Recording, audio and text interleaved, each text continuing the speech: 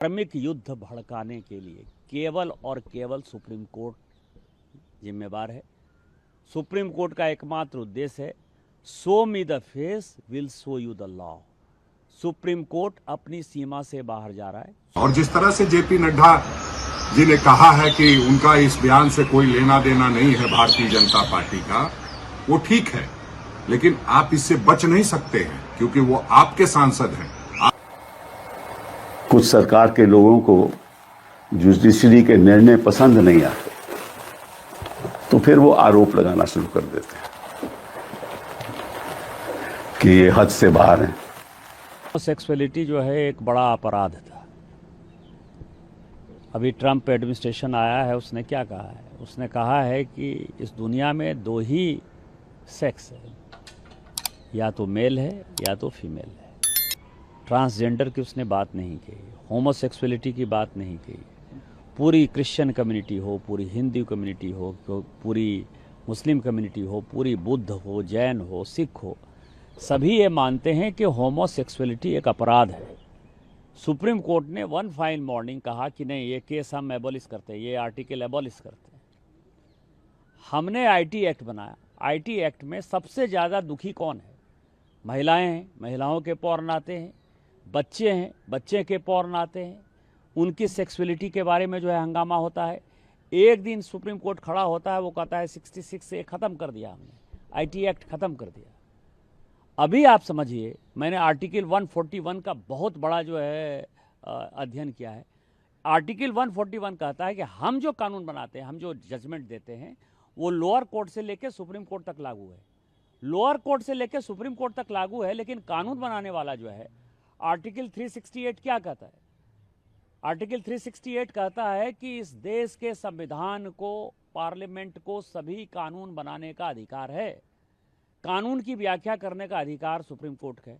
वो कह रहा है कि 3 महीने में जो है राष्ट्रपति बता दें कि क्या करना है, 3 महीने में गवर्नर बता दें कि क्या करना है, और उसके बाद आज जो है ये देश राम कृष्ण सीता राधा 12 ज्योतिर्लिंग से लेकर 51 शक्तिपीठ का है। सनातन की परंपरा है, लाखों साल की परंपरा है। आप जब राम मंदिर का विषय होता है तो आप राम मंदिर में कहते हो कि कागज़ दिखाओ, कागज़ दिखाओ।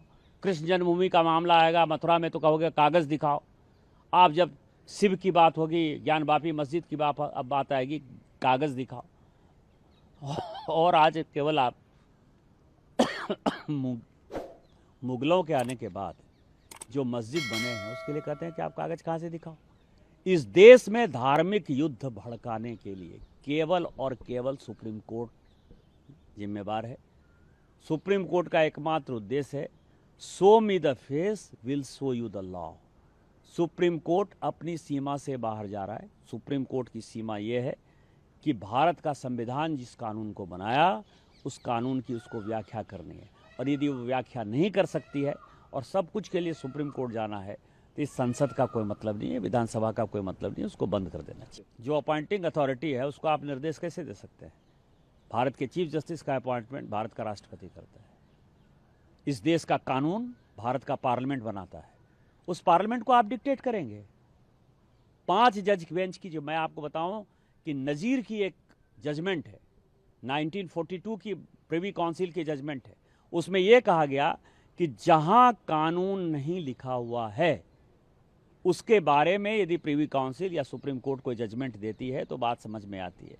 यहाँ पूरा जजमेंट लिखा हुआ है कि राष्ट्रपति का क्या अधिकार है, उपराष्ट्रपति का क्या अधिकार है, प्रधानमंत्री का क्या अधिकार है, हमारे पार्लियामेंट का क्या अधिकार है, हमारे सुप्रीम कोर्ट का क्या अधिकार है, हाई कोर्ट का अधिकार है। जब सब कुछ लिखत पढ़त में है तो तुम नया कानून कैसे बना दिया? 3 महीना कहाँ से लेके आ गए कि राष्ट्रपति को 3 महीने के अंदर फैसला करना है? ये किस कानून में लिखा हुआ है? इसका मतलब यह है कि आप इस देश को एनार्की की तरफ ले जाना चाहते हो, और एनार्की जो है इस देश में बर्दाश्त नहीं होगी। जब नया कानून आएगा, जब नया पार्लियामेंट बैठेगा, इसके ऊपर विस्तृत चर्चा होगी, और फिर से नेशनल जुडिशियल अकाउंटिंग सिस्टम जो हमने NJAC बनाया था, जिसमें कि राष्ट्रपति का चुनाव कैसे होगा, प्रधानमंत्री का कैसे चुनाव होगा, वो तो संविधान में लिखा हुआ है, लेकिन आपके भाई भतीजावाद के आधार पर जज का चुनाव नहीं होगा। शेड्यूल कास्ट जज नहीं है, शेड्यूल ट्राइब जज नहीं है, OBC जज नहीं है। मैक्सिमम 78-80% जो है, 78-80% जो है केवल और केवल जो है सवर्ण जाति के जो है जज बैठे हुए हैं और आप अपना कानून चलाओगे, ये कानून नहीं चलेगा। इस देश में जितने गृह युद्ध हो रहे हैं उसके जिम्मेवार केवल यहाँ के chief justice of India Sanjeev Khanna साहब हैं। किसी संस्था पे विश्वास है तो जुडिशरी पे है। और मुझे ऐसा लगता है कि जब कुछ सरकार के लोगों को जुडिशरी के निर्णय पसंद नहीं आते तो फिर वो आरोप लगाना शुरू कर देते हैं कि ये हद से बाहर हैं, और जब उनको पसंद आते हैं तो फिर विपक्ष को कहते हैं ये तो सुप्रीम कोर्ट ने फैसला किया। कोई सवाल उठाए 370 पे तो ये तो सुप्रीम कोर्ट का फैसला था। राम जन्मभूमि की जजमेंट पे सवाल आए तो ये तो सुप्रीम कोर्ट का फैसला था,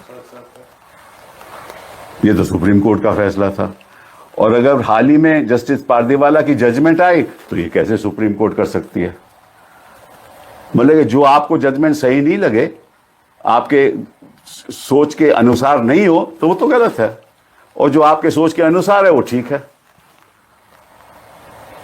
और एक कॉन्स्टिट्यूशनल फंक्शनरी को ऐसी बात कहनी मैं समझता हूं उचित नहीं है। मैं उनका बड़ा आदर करता हूं, लेकिन आपने कह दिया कि article 142 is nuclear fissile material, nuclear missile. ये कैसे कह सकते हैं आप? आपको मालूम है कि आर्टिकल 142 के द्वारा सुप्रीम कोर्ट को संविधान ने यह हक दिया है। ये कोई सी सरकार ने हक नहीं दिया, संविधान ने हक दिया है to do complete justice. Bharatiya Janata party के नेता जिस तरह से हल्की बातें करते हैं और जो नया बयान आया है निशिकांत दुबे का, निश्चित रूप से हम सभी को मर्माहत करने वाला है।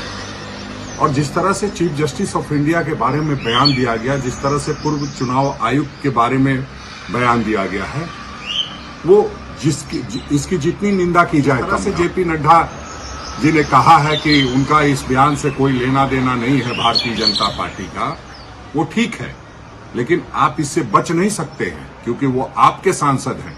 आपको उस पर कार्रवाई करनी होगी, और नहीं तो उनकी मानसिक स्थिति क्या है उसकी जांच करानी पड़ेगी।